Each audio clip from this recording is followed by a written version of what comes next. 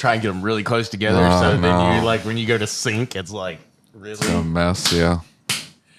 Adam Rath. What's happening? How are you, sir? I guess I better put my headphones on so I can hear if we're good or not. Yeah, talk. Am I supposed to talk? Yeah, you're talking. Am I good? Are we still good? Because I'm not that good, but Yeah, we're good. I'm doing good.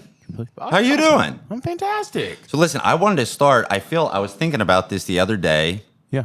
Like, I don't think that we ever, as a group of the three of us, reflect back on when David started the Mastermind. Dude, I know. And We do all the time. What are you talking about? He brings it up constantly. Yeah, but like he's not. See, you don't listen to podcasts. That's what the problem is. I do listen. It's been maybe 200 episodes sometimes. since we mentioned it.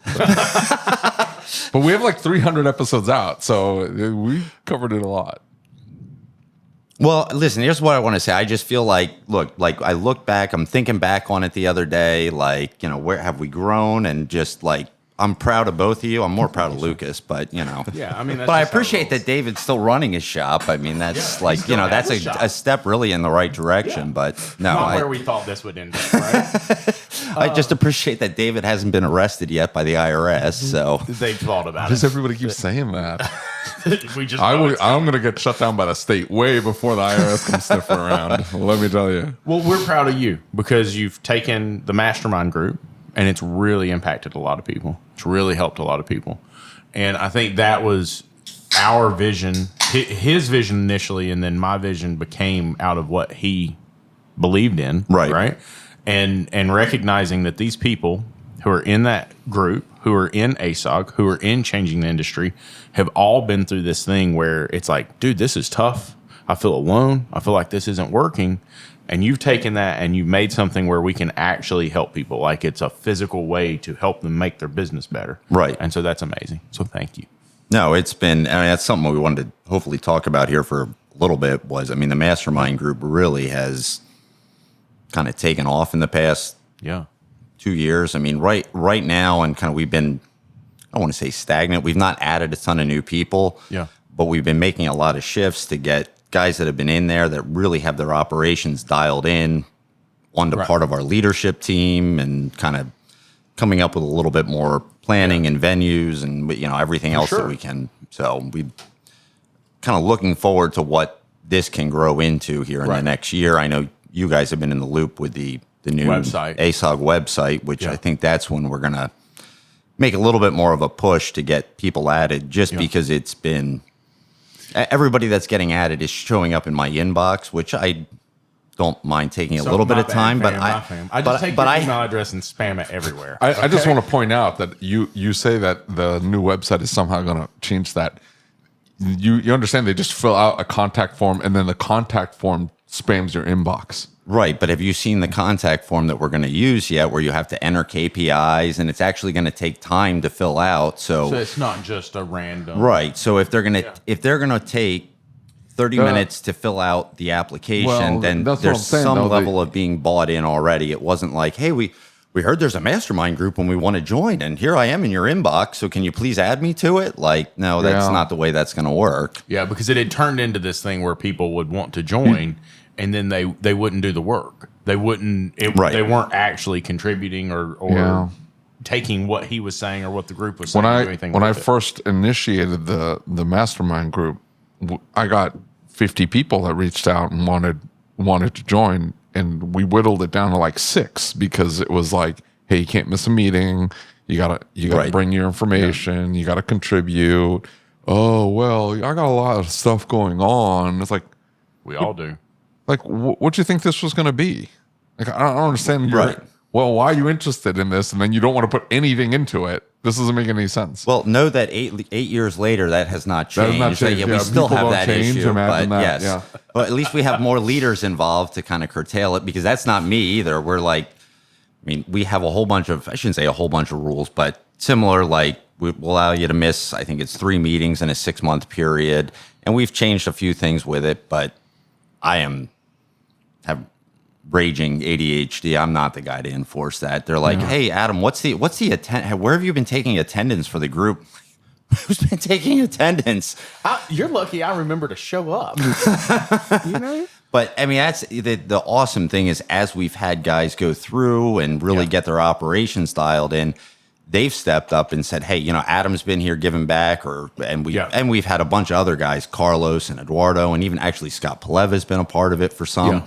And they said, hey, we've gotten a lot out of this. My business has changed. I've grown. Yep. I'm not having to work in the business every single day anymore. Yep. What can I do to give back? So we have guys, Jesse Salmons. Oh man, he's phenomenal. He's been spending, he's 10 hours on a Saturday figuring out how we could set up some sort of a system where we can actually monitor progress, give them a green, yellow, red on, hey, you're growing, not growing, and using Excel sheets to I don't even understand it myself, but seems to work. And guy just took it upon himself to get it done. It was something we needed to do. And me, I'm like, yeah, hey, whatever. If somebody gets to this, get to it. That's great. I'm not gonna. Right. But no, he's been awesome for us.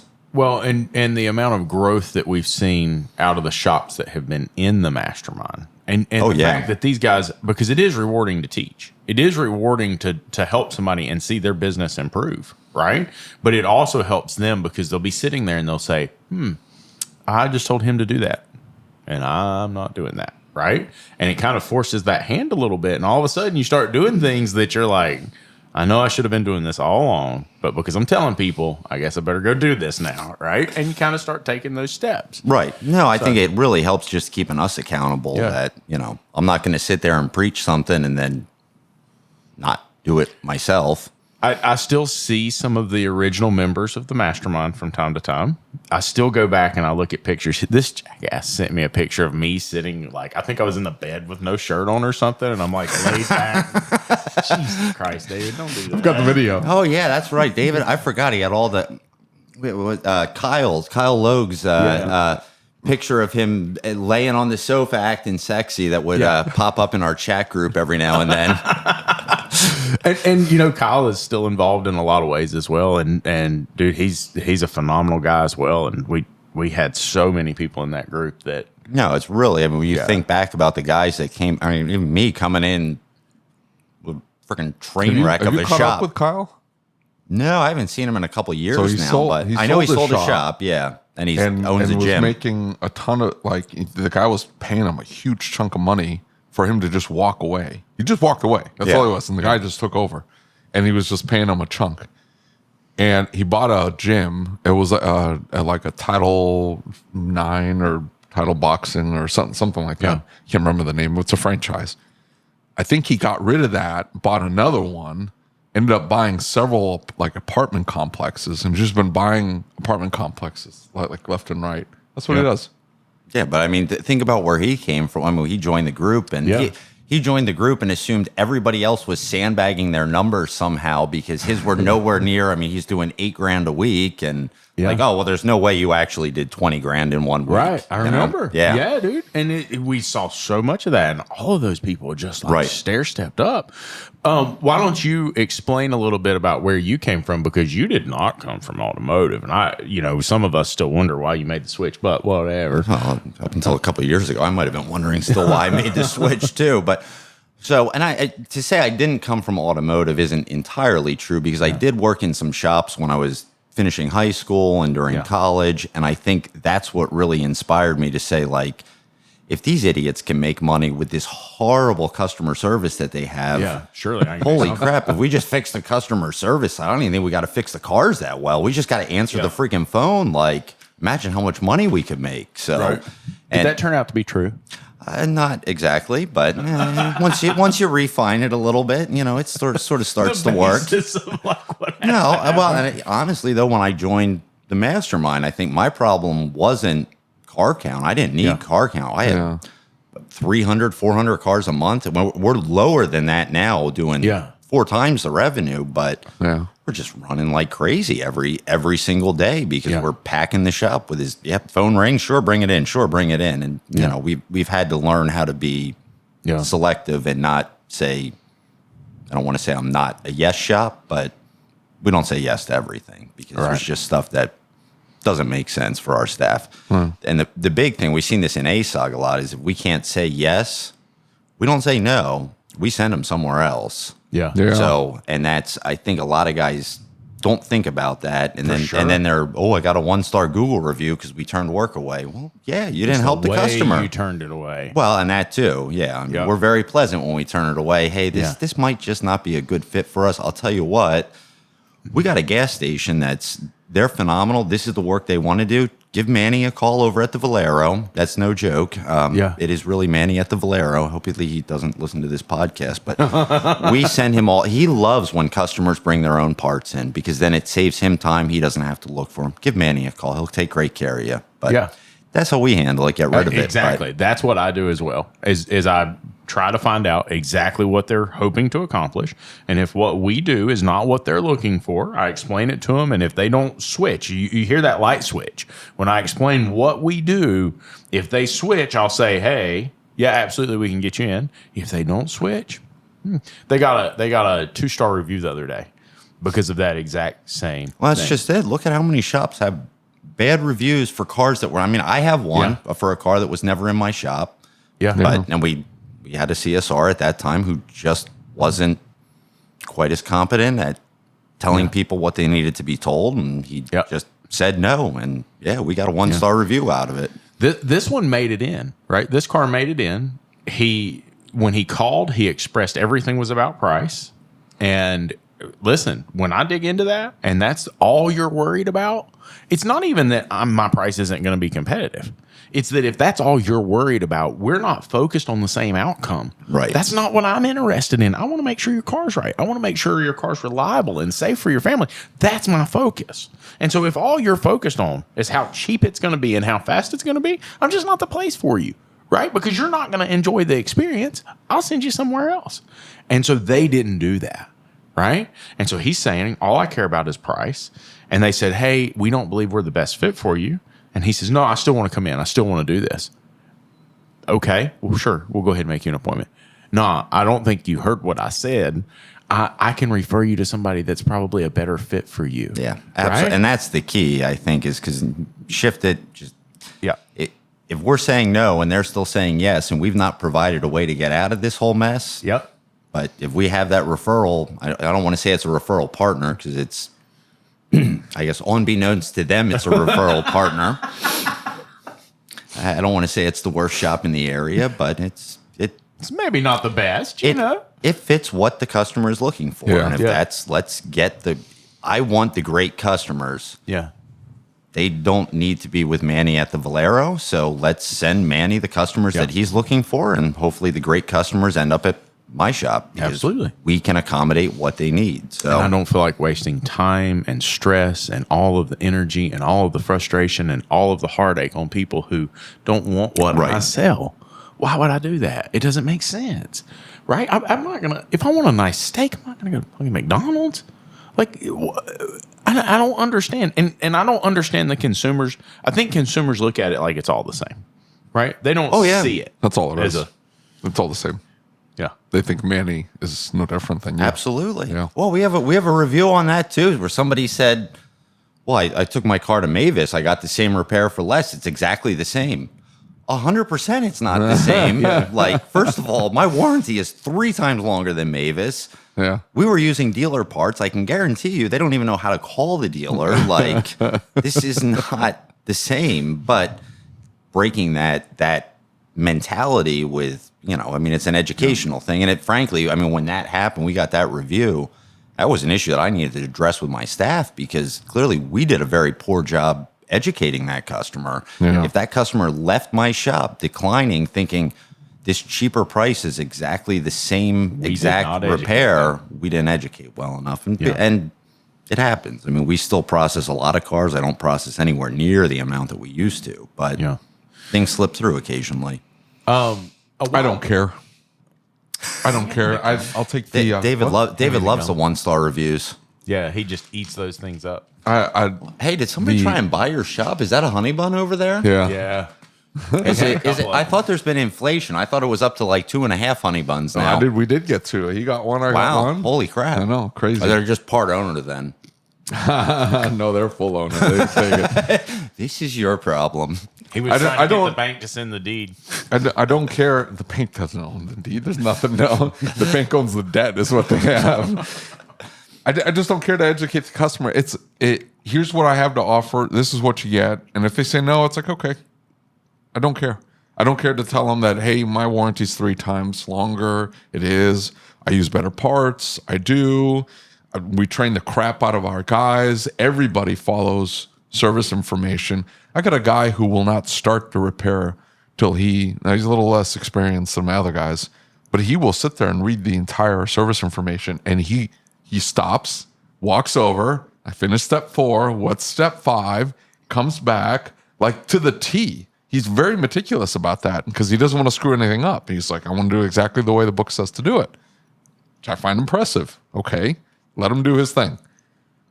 Ain't nobody doing that at like Midas or the Firestone down the street. They could give 2 craps. So why aren't you telling your freaking customers that you do this? I just don't care to sit there and articulate all that. To talk to them. Okay. We're well aware of that. I thought, hey, wait a second. I thought we solved that issue like 7 or 8 years ago. What's that?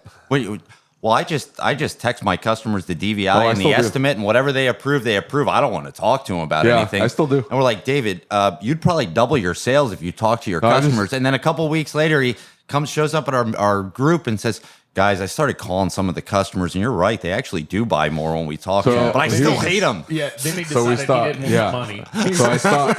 Not call the customer and have. I don't call the customers. We just jacked up our prices. That's it. That's all I did. And we do fine. Having to call the customer and explain all that to them and make it sound like, hey, you really don't want to go down the street because I have a better repair. It's like, you know what? You don't deserve my repair. Get the hell out of the shop. I don't care. I have a bad review from a customer. They wanted to come in. They got the car diagnosed. They said they got the car diagnosed.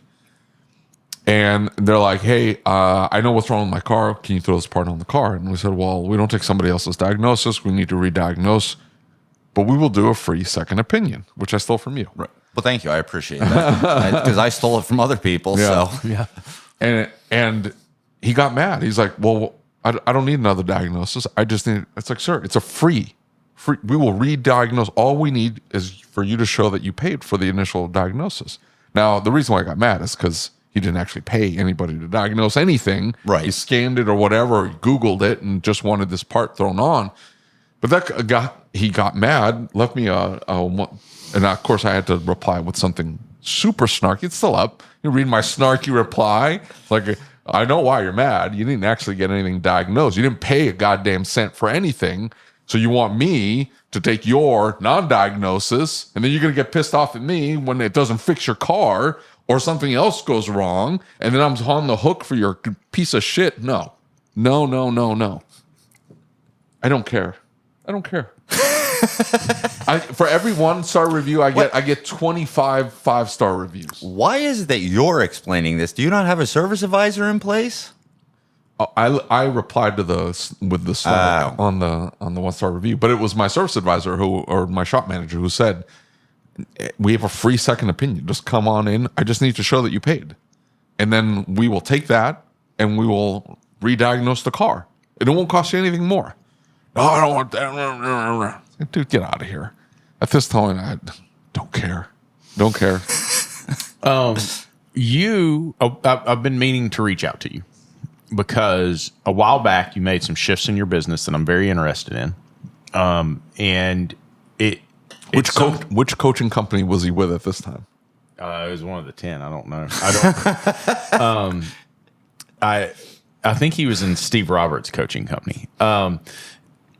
Long story short, I had looked at EOS for a while, something that I've been slightly interested in.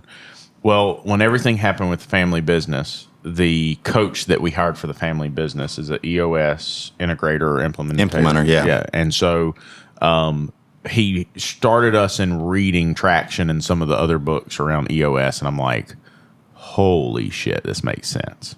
I will tell you, I think that was it. I read Rocket Fuel, which is the second book you should read after Traction, and I read them out of order. I didn't read my ADHD took over. I'm like, this book is a lot thinner to read, so I'm going to start here. Chapter of that and switch back. Yeah, pretty much. But I'll tell you what, that was I I remember reading it while I was on vacation, sitting on the beach, reading this thing going, holy crap. Like, this all makes sense now. Like, now I understand why all this stuff is going off the freaking rails. For sure. Like, this is so crystal clear, to the point that I ended up ordering copies of it, shipped them to the shop for my 2 managers to read. I'm like, you guys need to read this book, which I don't think they actually completely ever finished them. They did tell me they did. But like, if you read this, it's all going to make sense why I'm effing nuts all the time. And they're like, okay, yeah, we'll definitely read it. But I'll tell you what, I think that going through some of those books, trying to self-implement some of that was our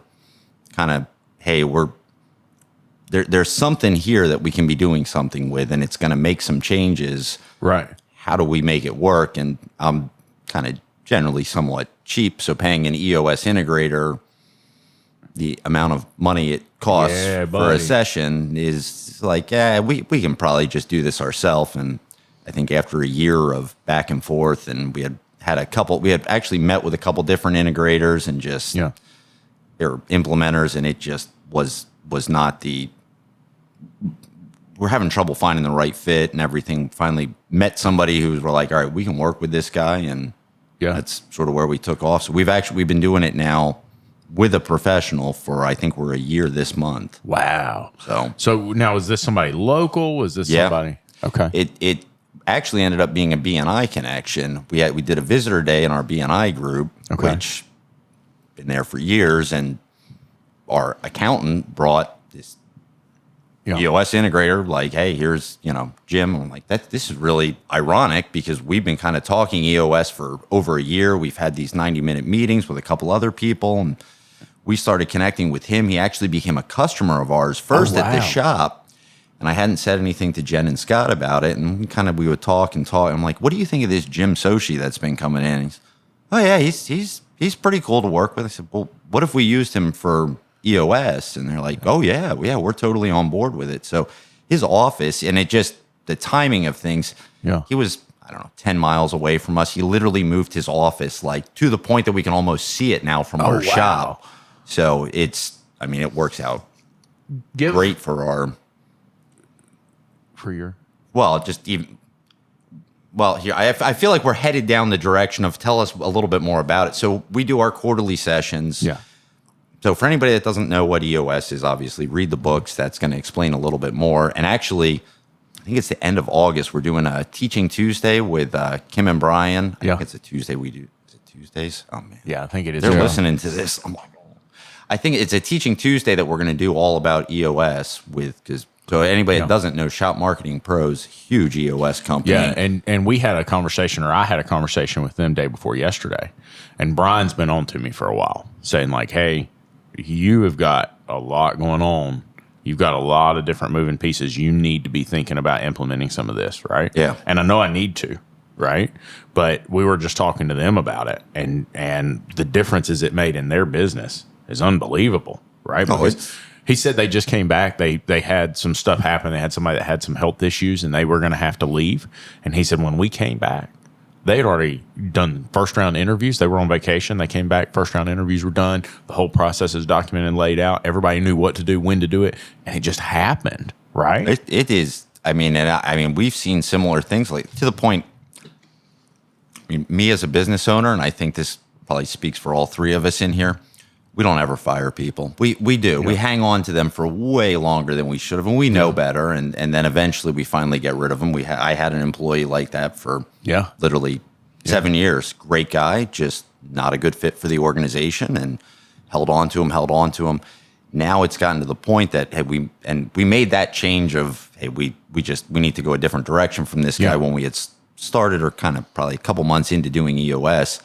It's kind of a point, I don't fire anybody anymore. My two managers do all that stuff. Right. Like, and they come to me after the fact and say, hey, we let this guy go. He's had an attendance issue. He's not getting it. Right. Like, okay, cool. Thanks. Great. What's the tenets again? Want it, get it, want it, capacity. So if we're that's how we look at everybody. And I mean, we look at it in core values also. Do they fit our core values? Are they upholding our core values? But then, do they get it? Do they want it? Do they have the capacity? If I say no to any of those three things, it's not going to work out, because if they don't get it, they're not going to be able to work there. If they don't want it, they're not going to be able to work there. If they don't have the capacity to do it. Now, there's a possibility with capacity that maybe they're just in the wrong seat. Yep. Maybe I hired them for an advisor and they're more of a CSR, or they should have been out in the shop or whatever, or they should just be taking the trash out, whatever that situation is. But it's opened my eyes, right? Because there's two things about it that really stand out. The first is, especially when it comes to the meeting when they rate themselves. Yeah. Right? Because a lot of times we're holding on to somebody who doesn't want to be held on to, right?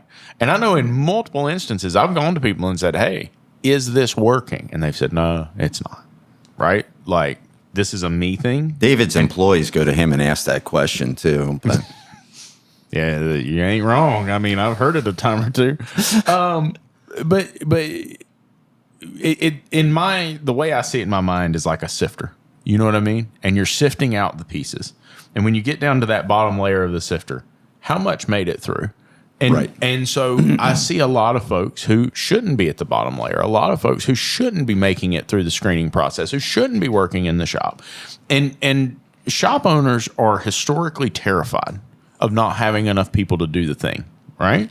I don't have enough techs. I can't get rid of that tech. I've got to have this production. I have to do this. The problem is by not getting rid of that person, or by letting the wrong person in the shop, what you've done is you've set your progress back. You're not going to make progress. You're not going to get the organization where you want it to be. So here, and I have a phenomenal story about this, because I mean, frankly, to the point that I was shocked at how well this has worked out. So it was last fall was the last time that we had let anybody go. We let a technician go, which finding good technicians is not necessarily the easiest thing to do. I like to think, hey, we're the best, so we'll find great technicians, but sadly, like grounding myself in reality, that doesn't typically just happen that easy. Right.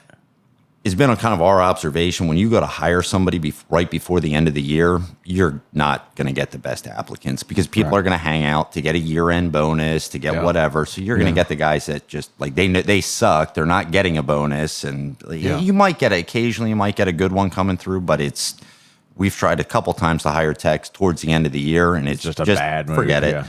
Plus, January usually slows down, so it's kind of one of those, hey, do we really, if we leave this seat open for a little bit, is it the end of the world? So in the fall, we had one technician who just could not, three guys that are on the bus were all headed in the right direction. I got one guy who just showing up for work was too much of a challenge at times. And so we're done with it. Like, you great guy, we appreciate you being here, but clearly this isn't working. And thanks for hanging out with us for the past couple months, and good luck finding a new place to call home, but it's not here. My fear is now we're headed, whatever, we're not going to be able to hire somebody. We're down to 3 technicians. And at this point, we had already done our quarterly planning for 2025. We put some pretty lofty goals in place. I'm like, there's no possible way we can come anywhere near close to these numbers that we want to hit with 3 technicians.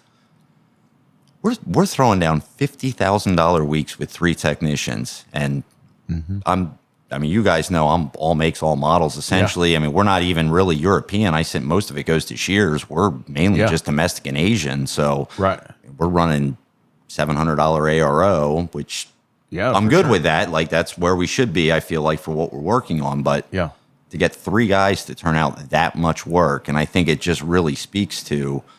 We had done it's still evolving, but we done the work. We got everybody on board with core values. We got everybody headed in the same direction. And when everybody is working together for that common goal, and everybody gets the vision and understands, like, hey, this is where we're headed as a company, it's life-changing. And that one person being there that was dragging everybody's morale down. Absolutely. If he doesn't give a crap, why should I give a crap? And that was the second he was gone, we got 3 guys, and they all said, we're going to make stuff happen. No big deal. Like, you got us. You can count on us. So we did. Yeah, exactly. And that's how so many shops lose good employees, right? And I've catered with this a little bit, because we brought some guys in that are not good fits. Right. And I hired a manager, and the manager is from the dealership world, and he is buddy, it's taken him a lot to get acclimated to this and begin to see like, hey, he looked at me a while back and he said, I guess this isn't all a big sham. And I said, what are you talking about? He's like, you actually care about people. And I'm like, yeah. I thought it was all a big ruse. I thought you were just saying that. And I'm like, no. We care about some people. Some people can go kick rocks. Well, that's at your shop. Yeah. The majority of people in your life can kick rocks, David. Some customers need to go away. That's all I'm saying. So I think before David derails the whole conversation, I'm glad I had made some talking points for this at least. It was like ChatGPT knew you guys when it was coming up with everything. Yeah, we'll try and keep them on track. But no, I mean, for us, I think that's been the big thing with EOS is just everybody's focused on the same thing. And us as leaders in our own businesses, we don't share the vision the way we should. And hey, here's where we're headed, and here's how we're going to take care of our clients, and here's what we believe in. And I think a lot of us think we share it very well. Like, my whole staff knows what we're doing, and then you go and talk to them, and they miss it. Oh, yeah. Oh, that's why we're doing a DVI. Oh, wait, we're actually going to take care of our clients. Well, but here's the thing: is what happens. Well, we start with that one person, and they may get it. Right. They may pick up on what you're doing, and then we're beginning to expand the organization, and we think that we've conveyed it, just like you said, but really they're not picking up what we're putting down, right? Because there's so much to be lost in translation. And we never make the effort to put that in because we're busy and we say, hey, I got things to do. I don't have time to slow down. I think a lot of us just get runaway growth, which is great. But at some point, you got to dial it back in and say, hey, it's not sustainable. Yeah. Some of us don't get runaway growth. Adam, some of us have to scratch and claw to get anything that we can. See, this is what I was talking about. Maybe if you didn't hate all your customers, then this wouldn't be an issue. This is what I'm talking about. This is exactly what I'm talking about. Now, he had like a vision and goals and like aspirations, and all of that sounds wonderful for you, but I'm saying it sounds exhausting. Not only that, it's a lot of work, none of which I want to do. But here's the thing, David. I will tell you, like, if it's 100% me that needs to take all this stuff out of my head and like get everybody on board with it, that's not going to happen. I am I need to go take a couple naps before we even start the conversation about it, let alone I would have made it like. But having a leadership team that's going to help you get all that stuff done is going to hold me accountable because somebody's got to hold me accountable. See, David is in this weird place. David's in this super weird place. He says, I don't want to be in control. I don't want anything to do with this. Y'all go do your thing. But see, deep down inside, David also needs to remain in complete control. He's just not honest with himself about that. That is the wildest projection I have ever heard in my entire life. I could give two craps. It's not that. It's like I'm responsible for making sure the bills are paid, make sure the place doesn't get shut down by the state. That's literally that's what I'm focused on is like, hey, let's not get shut down this week. And then that's it. So at this point, the vision is survival. Let's survive. And yeah, you want to do the right thing. But I don't have the grand vision of we're going to take care of our customers and this and all of that has been ground down to nothing at this point. All of that has just been, it's been taken out back, shot in the back of the head, and then buried underground, and now there's a fucking tree growing on top of it. Like, it's gone. It's gone. But how much, you give away a ton of free work, do you not? I mean, no, not really. Okay. We don't. Like, we take care of our warranty work, but... No, but I mean, you have some single mom, 2 kids, don't even get me started on the single mom. Like, that is a recipe to get charged double. Don't walk in there telling me, like, oh, my 2009 Chevy Traverse is busted. I'm a single mom. It's like, ooh, bing. You just went into the 1.5% times pricing, lady. Sorry. No, the little old ladies that are on the fixed incomes and driving the 96 Corolla. They're the ones that tax lady, the tax lady, the redheaded tax lady. The redheaded.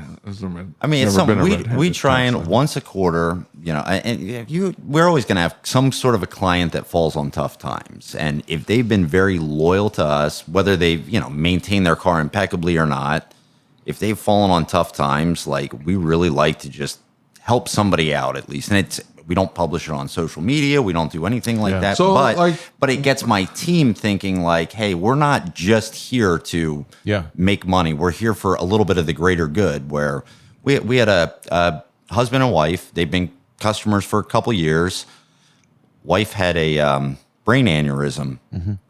At hospital. She was in the ICU for months. It's take a chunk of her skull out.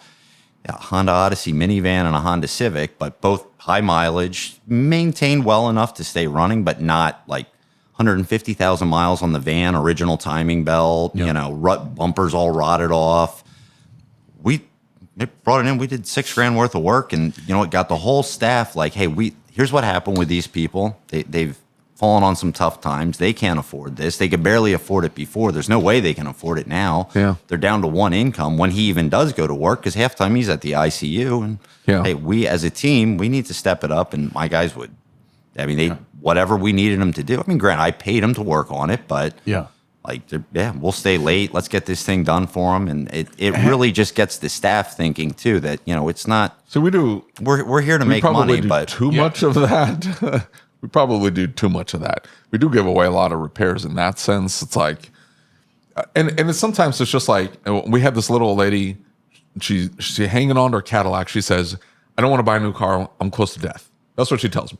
She's like, I'm going to die and I'd rather not buy a new car. So I want to keep this one. Well, it had gotten to this point that this thing was clapped out. Like, hey, you got to put some money into this thing. She had plenty. But then at the same time, it's like, I'm not going to keep going back to her and saying, hey, it's one more thing. We were up to like $6,000 on this car. And it needed all of it, but there was more. And then one thing, we hadn't taken it on a long enough test drive. I don't remember why. It was like leaking a bunch of oil, and there was a fuel leak too on top of that. Catalytic converter was clogged. Ugh. We found that out on the test drive. We get out, this car's done, is the nines. It won't accelerate past 35 miles an hour. I don't think this lady drove it past 35 miles an hour. This may not be an issue at all. Yeah, I don't think she drove it past 35 an hour. Just tell her it's a safety feature. It got a new catalytic converter at my cost. We just threw it in there. Turns out David was underneath it with a hammer, smashing on it, hoping it was just going to. No. We put a brand new cat in there, and it was like, I'm not going back to her. Could she have paid for it? Yeah, she would have paid for it. But I'm not going to do that to her. And she was a good customer, and she's super surly, and I love her to death. Like, I'm not going to do that to her. We're going to throw the cat on there. She paid for plenty of work. I'm just going to eat it. Out the door it goes. We do a lot of that. And my guys get mad at me because I'm like, I roll my eyes and said, hey, just throw this part on there. Somebody will buy axles, and they're like, the motor mount's busted, and they don't have the money for the motor mount. But if I put the axles, they're willing to pay me for the axles. They want to come back for the motor mount. Well, what do you think's going to happen to my axle? It's going to bust, right? You're going to warranty going to bust. So guess what? I'm going to throw the motor mount in there because it's going to cost me $40 to throw a cheap Anchor motor mount in there. It'll hold long enough. Just throw the motor mount on there. We'll eat it. I do that stuff all the time, because like they're pinching the pennies, and they're pulling out the pockets, and they're like, I got 10 cents left. I'm going to go find it to pay for this repair. I'm going to do the motor mounts for free. If you can teach him how to screen customers a little bit, that would probably be maybe an episode on that. But here's the thing, like, it's not, do you have the money to pay the repair? It's, are you going to accept and appreciate what it is that we have to offer? Because I want to do the repair properly. I want to get the car, like, you want my inspection. You want to accept my recommendations. You understand our expertise. You like our warranty. You understand how we do our repairs and our approach to the repair. If they are appreciative of that, whether they can pay for it or not is a different discussion. No, sometimes I get it. Sometimes they can't. Right. But I mean, all of that, like, we've got this grander vision. Like, do we? No, we're just trying to fix cars. And maybe that's my fault. I did have one at one point. It's gone. Like I said, it's gone. At this point, like, we are in survival mode. But here's the thing. It's not even that. It's like, I want to fix as many cars as I can because I know we can fix them properly. And I want my guys to make enough money that they can come to work happy about what they do in a fun environment where it's relaxed. We're just fixing cars. We don't have this like greater aspirations to be this giant corporation. We could give two Fs. It doesn't matter. Like, I just want to create a workplace where we appreciate what they have to offer. You see what I'm saying? No, like, I get it. Their skill set is appreciated here, where it's just going to get exploited if you go down the street. It's just you're going to get taken advantage of. They're going to run you like ragged. They're going to suck everything they can out of you, and then they're going to kick you to the curb the minute you can't snuff it. Like, that's what's going to happen. I don't want that to happen to my guys. If you come here, we're going to do our best. I do want to make some money, but whether it pays me or doesn't pay me, like, I don't care. I don't care. I just leave me out of it. That's the exchange. Leave me out of it. But here's the thing. And so you guys know my shop previously, we were in the hood. Like, my median household income was $24,000 a year, which is not anything. But we had customers who could not afford us, but they came to us because they just wanted their vehicles fixed correctly. And I mean, we would do similar things with those customers. Like, look, they've been so loyal to us. Yeah. They can't, I mean, the car's broken down, sitting in my lot, waiting for them to get their friggin' tax rebate check just so they can afford to fix it. Like, you know, we're try and help somebody out like that if we can. How many people have we seen come through the mastermind? How many people message me? How many people message you? How many people message David that are in that exact situation trying to help people, but they don't have the core fixed yet? They don't. And I think that's where the problem is. And we have guys in the group, they're like, hey, I'm doing this to help people. Well, I can't help you with that because there has to be a revenue component somewhere, because unless you're independently wealthy, and if you are, great, you don't need my help. You don't need anyone's help. Go do whatever you want. If you want to genuinely help people, the business has to be profitable to be able to do that. You can't just fake it till you make it. You can't fix Well, apparently you can a little bit, but, you know. He's got a sugar mama. She's the moneymaker, okay? David is just he's mulling it all over right now. He's the trophy husband. That's what it is. I'm a trophy husband. Thank you. That's exactly what it is. That's why he lost all the weight, is he was beginning to wonder if, like, hold up, as I'm getting older, the trophy level and the we're crossing a threshold I can't come back from. No, that's not it at all. Yeah, it is. Yeah, it is. I pull more of a salary now than I ever have. Ever. In fact, my wife does pay the payroll taxes because she has a W-2. So I just tell her, I'm like, hey, we do jointly up what they pull out of your taxes. You know, add another $500 that they pull out of the taxes, so we don't end up with a huge $15,000 bill at the end of the year. But that's about to the extent of it. Like, I pull quite a bit of money out of the business to pay for stuff, and which is fine. But at the end of the day, like, I just don't want to be involved. Like, I don't care about any of that. I really don't. What do you I care? want to care about it. That's the thing. I'm jealous of you because you care. You're like, you care and you want to make it better, and you want, like, my leaders are implementing our greater vision. That verbiage is so foreign to me. Like, I couldn't even pretend. If I walked into my shop and said anything like that, they'd start laughing at me like, what are you talking about? They already laugh at you when you walk in and say anything. Like, it doesn't even have to be serious. It can be a joke. It can be serious. It can be sad. And they still laugh at you. I walk in mad sometimes. Yeah, and they still laugh at you. No, they don't. No. You just don't see them laughing. I get ragey. They see the eyes and they're like, ooh. Stay away from David today. Yeah, they see the little He's got the beady eye thing. Yeah. They see the little toboggan floof bouncing through the shop. That was a customer that pissed me off. But you know what, Dave? I feel like what you're saying, I think, and it was just very ironic. Right before we started doing EOS, we were at this. Well, and I shouldn't say before we started. Before we started with a professional doing EOS, I think I was really at this point where I don't work that hard. We're doing okay.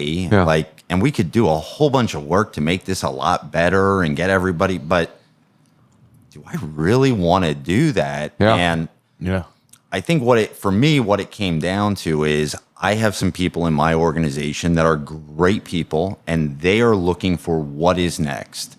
They are not satisfied with, here's where I am. And I'm okay with that. It's how can we all grow together? And for me, looking at it, okay, what's the next step to grow? And I think a lot of it came down to me getting real with myself. Like, yeah, I'm kind of okay with this not working that hard and not having to like implement the vision and come up with new policies, but I'm going to start losing people. I'm going to start losing really good people that want to grow, that want to be leaders, that want to. Okay. And then it suddenly is going to become now I actually have to do work that I don't want to do. I talked to him. Yeah, no, look, when he says that, I'm thinking, shit, I'm in the same boat. And I feel overwhelmed and don't want to do it because I've got too much to do. Yeah, the difference is that David that doesn't make any sense what he just said, Dad. I don't want to do this other work because I'm super busy doing this other work. Like, what are you talking about? But we all make our own excuses for things. I don't understand that. That is like illogical. It's incoherent what you just said. Those two ideas don't mesh at all. No, it's the don't work at the shop. My wife was making fun of me. She's like, "Are you going to go to work tomorrow?" I'm like, "Yeah, it's like Tuesday. Of course, I gotta go to work." And she's like, "So like an hour and a half, 2 hours? How long are you gonna be there?" Well, it probably depends how long you need to go to the bank for. Yeah, that's not even an excuse anymore. I just leave. Oh, that's a bummer. I've started using the bank excuse. I mean, everybody knows it's not for real, but it's lunch every single day. I have an office. Not at the shop. That's where I go. Like I go hang out at the office and I play with podcast stuff. That's what I do all day long. You see, here's his problem though. Okay, his problem is that his staff is very much like the Tires TV show. His shop, everything kind of revolves around that. There's only one person in his shop that's trying to elevate themselves. The rest of them are just hanging out and having a good time. Okay. No. He's 100% right. You think so? Absolutely. I've got almost everybody in the shop. They want to progress. They want to get better. They want to be working towards something. They want to strive something. But that putting that in place is something I have no interest in wanting to do whatsoever. Like I don't care. Why don't you hire an implementer and then? That sounds expensive. I'm going to play around with it like he did for a year. It's a little bit expensive. What's a little bit? $5,000 a session or something like that. What? 6. So, which seems to be the going rate across the country right now. I was just talking with Kim and Brian about it. So, I mean, your first year, it's a $40,000 investment. Oh my goodness. I'm in the wrong business.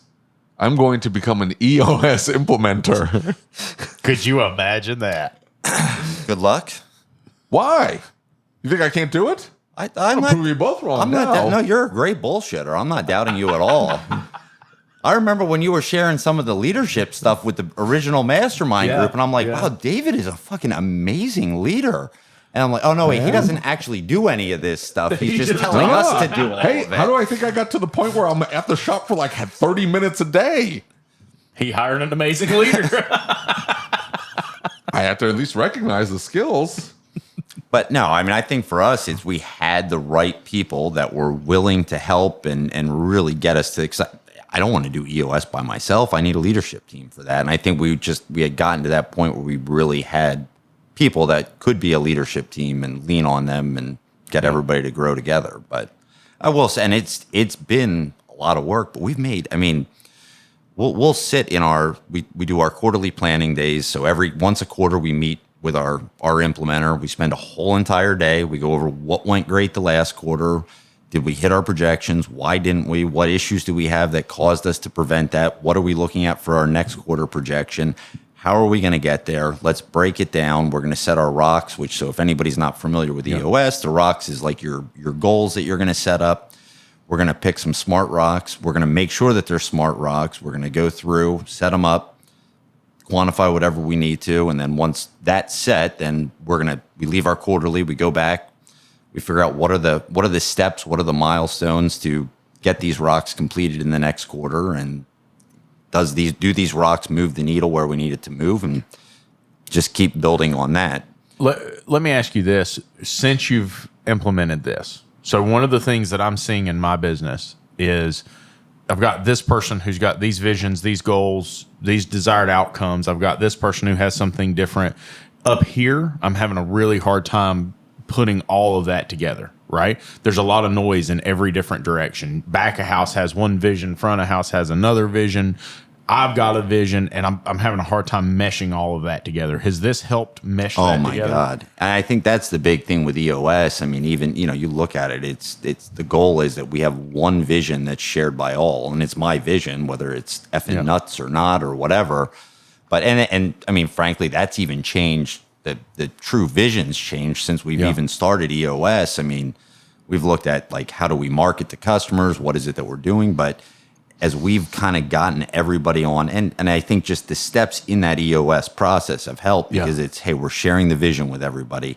Now that we've shared the vision, everybody knows where we're going, because I thought everybody already knew. And it turns out they're like, no, we had no idea. So, I mean, anybody that doesn't know my background, I did medical device sales 10 years. Yeah. I had left the automotive industry, said I'll never go back to it. And here I am. But during that 10-year time of medical device sales, I was making great money. I mean, like really like nice 6-figure money. And I didn't want to work on my own freaking car. I'd take it to a shop. How challenging can this be? It was a effing nightmare every time. Plus, I'm doing medical device sales. I need reliable transportation. B, I need just transportation, because I can't just drop my car off and then walk from hospital to hospital with 3,000 pounds of total knee replacements. And, going through that experience is kind of like, okay, we're going to open a shop to be able to fix this crap. We're going to have loaners, good service, whatever. And I think just along the way, that message totally got lost. And I think, frankly, it got lost from me even at some point, where we're here to make money and, come back to what was the original thought. What's the vision? Let's really write this vision out, get everybody, either it's shared by everybody or they're not part of the organization. And that's been really what as we've kind of gotten everybody on the same page with core values and like really believing in it. And so we do a state of the company address every quarter where we, here's what went great. Let's talk to the whole staff. Here's our numbers. Let's talk to yourself. Like, you talk me out of that. All of that sounds exhausting. I'll tell you, it is. 100%. I will. You're not helping me, Adam. State of the company? Yes, that's exhausting because it's 9 people or 8 people that, yes, I know very well and work with every day, but I need to go sit in front of them, and I sign their paychecks, but I need to go sit in front of them and tell them what we did great as a company and not like that. It really is like mentally, like I'll spend we do it over lunch. I'll spend that whole morning like racking my brain with everything. Like, am I going to say the right words? But it's, I see the light at the end of the tunnel with a lot of it. And I'll say, even we had several quarters where I'm busier than I've been in years. Yeah. Like I could not, we're doing the shop and that's it. I mean, we did new website, we did new logo, we did, just the stuff that that I had to be involved with.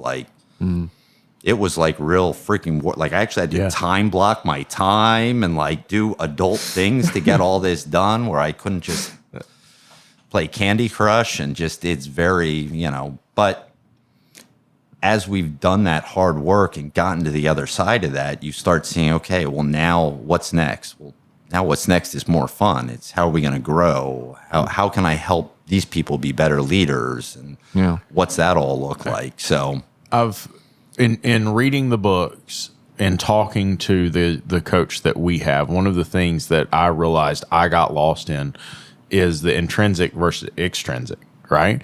And so we tend to kind of get in this spot that we become money focused, right? Because we have to pay the bills and we have to do all the things.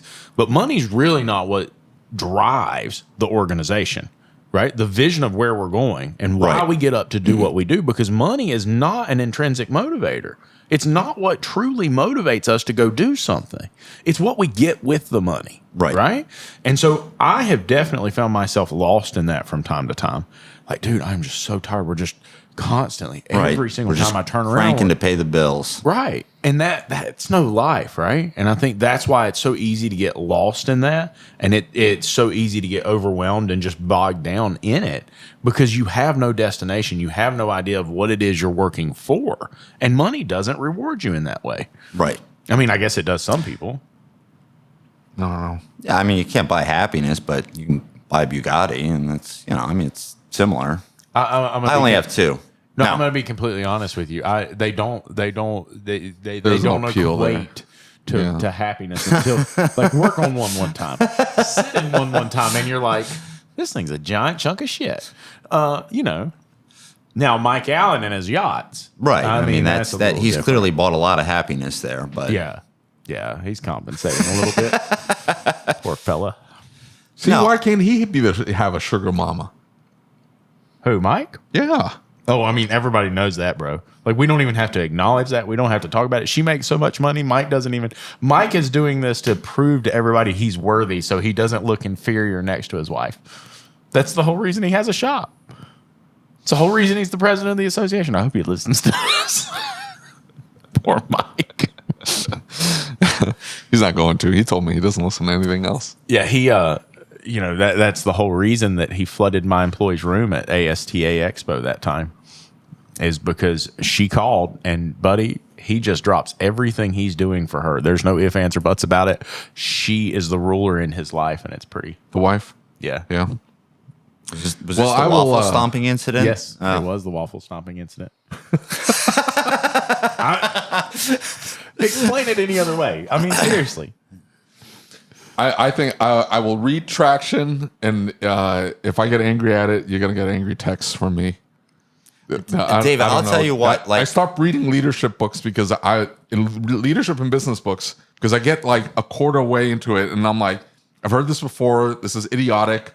I start rolling my eyes and arguing with the audiobook. I'm like arguing with the audiobook. I'm like, this is stupid. I don't, when you listen to this is not something I've heard in any of the other leadership books. This is about the process of implementing this in your business. Traction is very much about the system. It's not about, hey, here's what you should believe and here's how you should feel about this. It's a story of people who took this system and implemented it and helps you understand or see why this system makes sense. Okay. Would you agree with that? Oh yeah, no, 100%. I mean, it's not like theoretical leadership. No, and it's really not. The crazy thing is, it's not leadership training at all. Yeah. But it's made me and my other two leaders just way better leaders just by following the process. And we don't even you don't even realize it's happening. You just there he is, Mr. EOS himself. Yeah. But you don't even see that it's occurring. It's just you look back one day and you're like, holy crap, remember where we were 6 months ago? Remember where we were a year ago? I mean, we do that every quarterly planning day right before I write out the $6,000 check.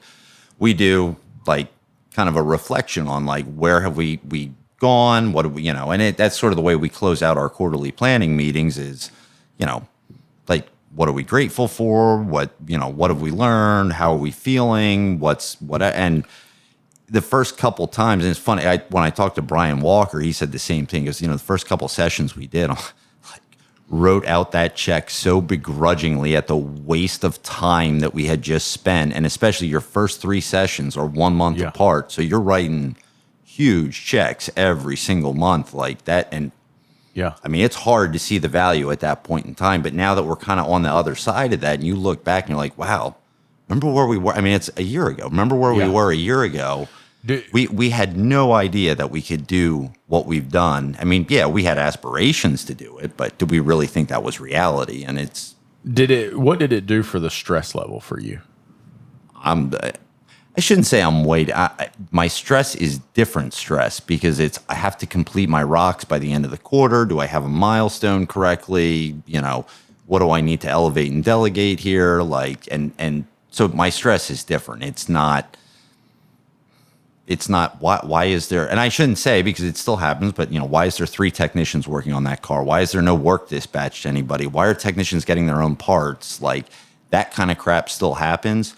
But before, when that would happen, we're going to stop the production because I'm going to micromanage this, and we're going to figure out why there's 3 technicians having a conversation instead of fixing a car. Now we're going to add it to the issues list. We have a L10 meeting next week, and we're going to talk about it there, and we're going to figure out what we need to do. And I like that. I'm going to not get stressed out about it because I'm not going to stop the whole freaking production because of something so stupid, because I know what's going to happen if I do that. So, but that's really, I mean, that's not something we we trained, we did anything. I mean, I knew I'm a horrible micromanager. Yeah, for sure. And just to be able to let go of that and step away and knowing that, hey, look, like we now have a process to deal with what I would have previously stopped an entire operation for and interrupted 8 people that are all working that I'm paying and made them all, well, why are we standing around? Yeah. Now I don't even have to address it with those people. I just address it with my 2 managers, my 2 leaders, and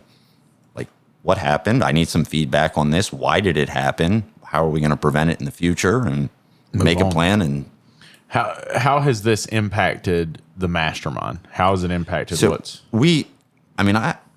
I like to share a little bit of knowledge, whatever, just bits and pieces with the group. And most of the group is not at a point where they would implement something like this. I mean, we have a lot of, the idea with the mastermind is it's guys that really can't afford to pay for a business coach. We're going to help get them to that point where it makes sense and get them transferred to a business coach then. But, there's little bits and pieces. Even, one of the really powerful things, and if you're friends with Kim and Brian on Facebook, Brian has been like motivational to me in taking clarity breaks, which you're like, this sounds like the dumbest thing ever.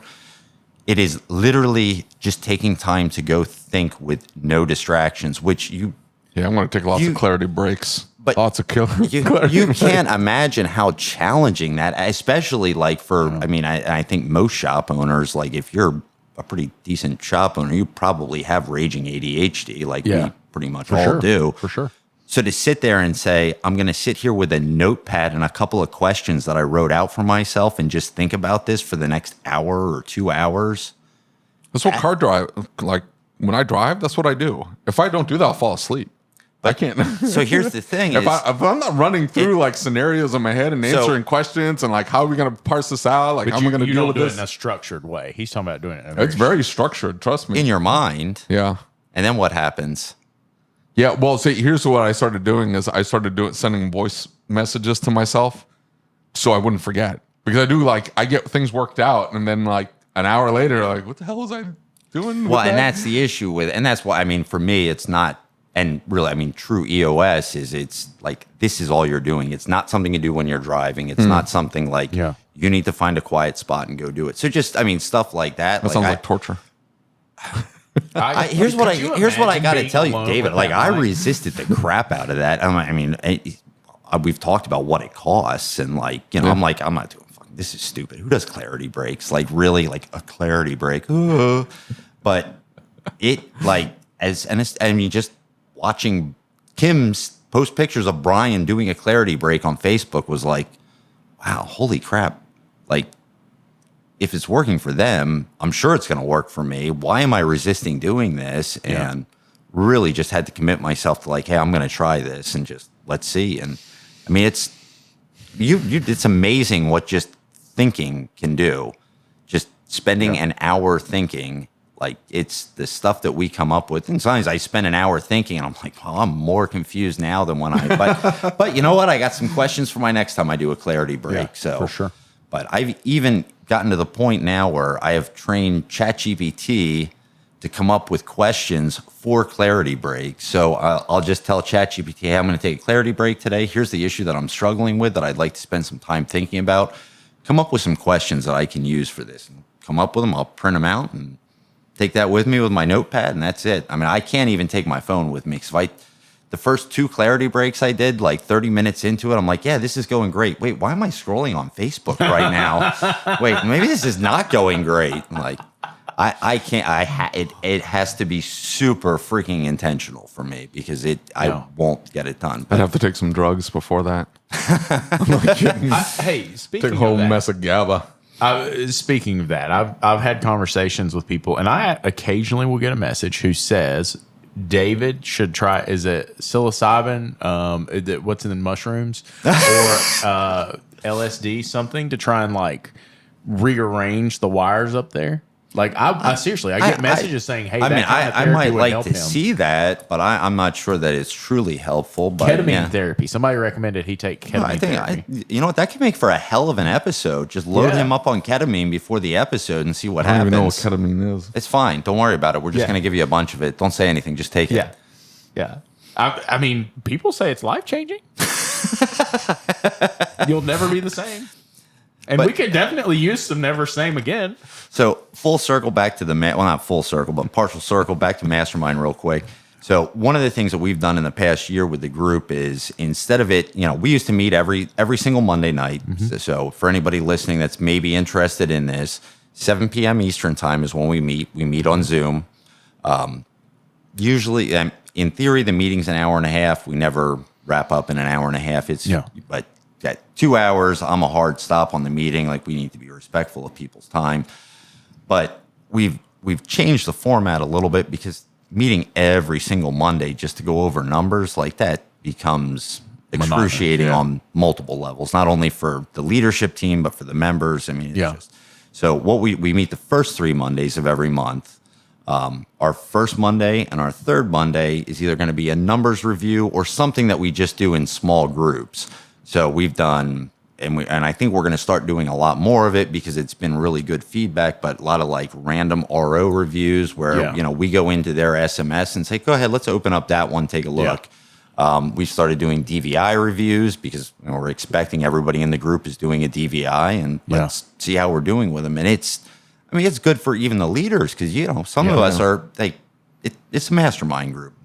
Not everybody's that dialed in, but we've got guys that come up with some great ideas and they put them in their DVIs and whatever it is. And that's been good, really getting people dialed in, understanding, what does the invoice for sure need to have on it, and are we doing it correctly?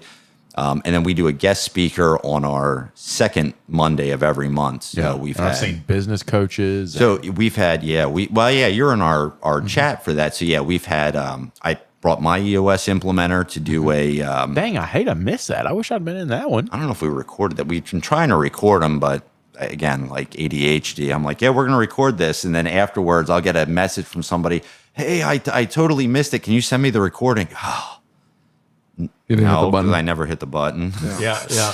But no, we've had our EOS implementer. He was there. I brought in a AI trainer, which it's amazing I think we're all seeing what we can really do with AI, and it just keeps growing and growing. And Rick White has been, he's been super generous with donating some time.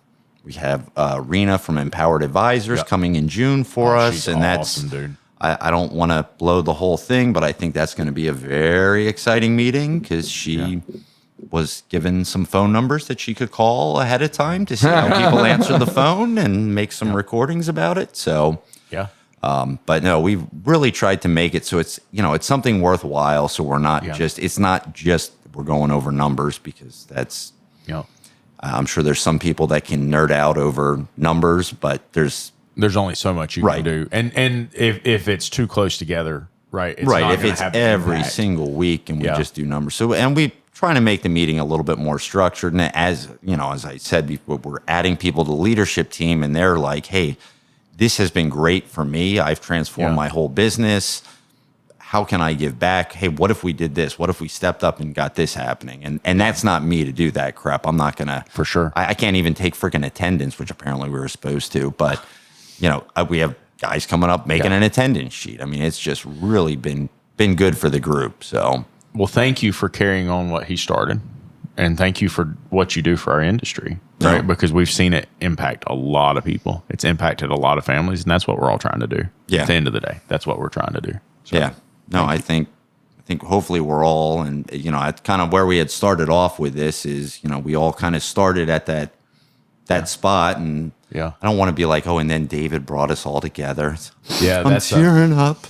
But hey, David got the original mastermind group going, got us all in there, and got us to that point where we can all have a good business or a business. Yeah. Some of us have a really good business, and David's here too. Yeah. But to the point that we are able to now give back to the industry, and even with what you guys do with with the podcast. It really is. It's the amount of guys that have found their way into the mastermind group just from you two talking about just different things and everything else. So I greatly appreciate you guys too. Thank you, sir, and thank you for being here. Thank you.